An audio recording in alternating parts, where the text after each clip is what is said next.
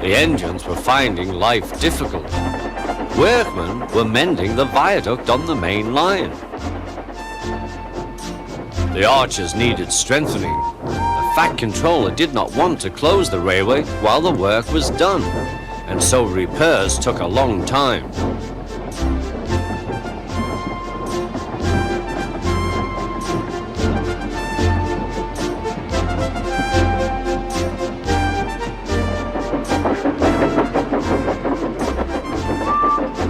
The engines had to take great care when crossing the viaduct, and the delay often made them late on their journey to the junction, where they knew Thomas would be ready to collect his passengers.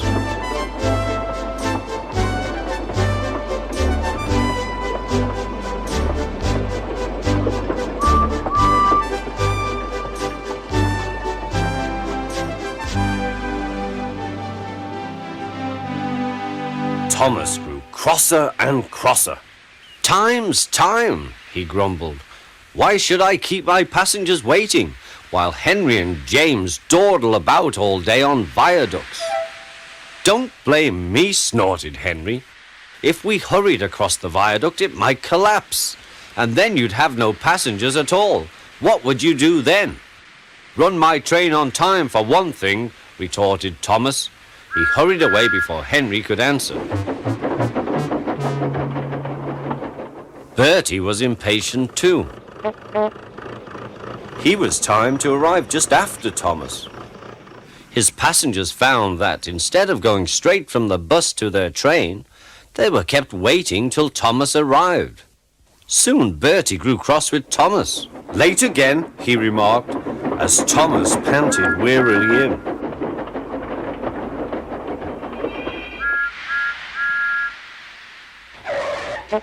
"We may be friends, but I thought you could go fast, Thomas.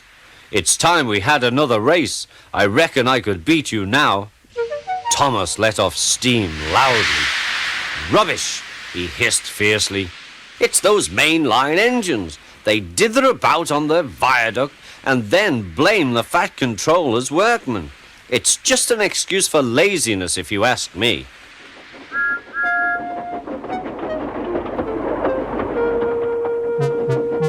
One day, James was later than ever at the junction. "I'm sorry, Thomas," he puffed. "I was held up at the station, and the viaduct made it worse."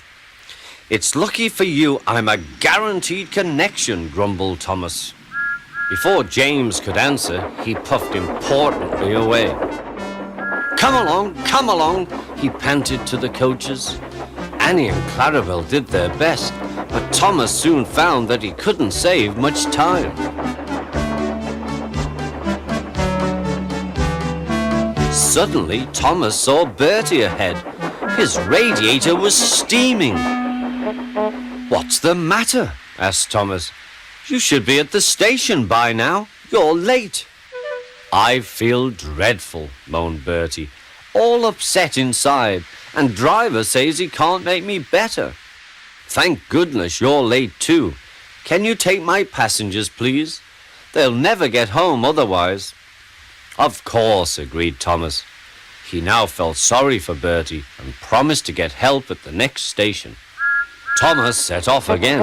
Already he felt much more cheerful, and Bertie's passengers, travelling in Annie and Plarail, all reached home safely. When Bertie was better, he came to thank Thomas. "I am sorry I teased you about being late," he said. "That's all right," said Thomas. "I'm glad I could help. There are times when being late isn't such a bad thing after all." With a last cheerful greeting, the two friends went back to work.